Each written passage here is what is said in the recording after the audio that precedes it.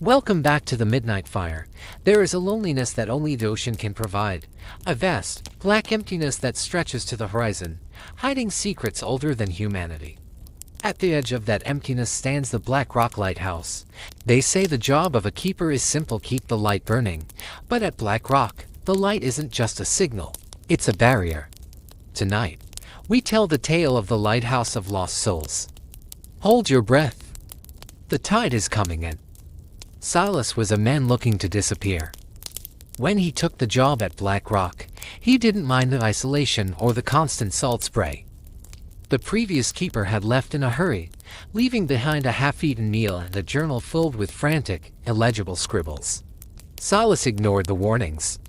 His first few nights were peaceful, the rhythmic rotation of the great Fresnel lens providing a comforting pulse of light against the darkness. But on the fourth night, the fog rolled in a thick and natural mist that seemed to swallow the light itself. It started with the scratching. Not from outside, but from the base of the tower, deep below the waterline. It sounded like thousands of tiny, sharp fingers clawing at the stone. Then came the voices. They weren't whispering, they were singing, a low, discordant hum that vibrated in Silas's teeth. He looked out into the churning water and saw them, pale, bloated shapes bobbing in the waves. They looked like people, but their limbs were too long, their eyes too wide and milky. They weren't drowning. They were waiting. The lighthouse ran on a complex system of gears and oil, but tonight, the machinery felt sluggish. Every time the light swung toward the sea, it revealed more of them. They were climbing the rock now, their wet, suction cup-like hands slapping against the cold stone. Silas realized the journal wasn't madness, it was a manual for survival. The light must never touch the water when the fog is red. One entry read. Silas looked up. The mist outside was no longer white. It was a deep, pulsating crimson. And the light was dying out. Boom. The tower shook.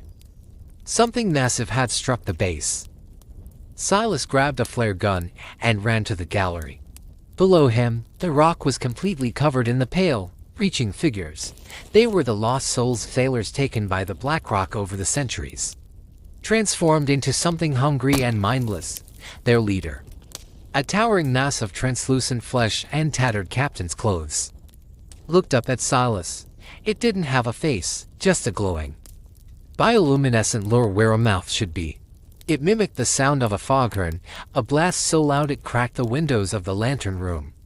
The light failed. Total darkness engulfed the tower.